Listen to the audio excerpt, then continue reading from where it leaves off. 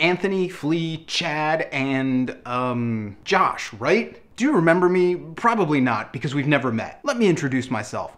I'm one of the people who paid $5 to see your band way back in the day. We're talking Mother's Milk era, you know, that point before MTV figured out how amazing you guys were. I'm not any better than any of your current fans, but I am still here, in case you forgot, and I'm only saying it because it seems like you've forgotten. I'll admit that over the past decade, I've taken some pretty hard shots at what you guys are claiming is the best music you can create right now, and while I fully understand and support your need to grow as an artist as well as a band, I can't quite grasp why you decided to move to uninteresting pop songs instead of the inspired, funk-fueled punk rock that you built your career on. I understand that punk rock is a young man's game, but at the same time, I'm just not gonna believe that performing these lackluster jingles gives you half the rush or sense of accomplishment that you felt when you were penning songs like Taste the Pain, Funky Monks, and so many of those other early tunes. And don't think I forgot about One Hot Minute. Screw the critics. That album is brilliant, and it showed the range that you guys have as a band. Anyone who thinks differently is an idiot, and I'll fight them on your behalf. Because I love you guys. But then you had to go and make that frustratingly tepid Californication record. God, I tried to get behind that album so hard. I really did. I kept saying to myself, yeah, these guys can still rock out more than anybody else on the planet. They're just going with a bit of a mellower sound for this record. Sure, it sold millions of copies and radio stations could not play those singles enough. But we both know that sales does not always equal musical quality. As far as I'm concerned, that album was just you guys going through the motions. You're better than making music for well-adjusted teenagers. We both know that. But then that became the trend. Safe, par for the course songs that belonged more in the catalog of the Goo Goo Dolls than in your band. Yeah, you guys tease that old sound from time to time on the records, but it almost seems like you guys are just scared of jumping into that heavier fire again. Perhaps out of fear of alienating your mainstream audience. I mean, yeah, the musical approach you've been taking for a little over a decade now will get you legions of 16-year-old girls who swoon over your emotionally vulnerable lyrics. But is that really filling to your creative cup?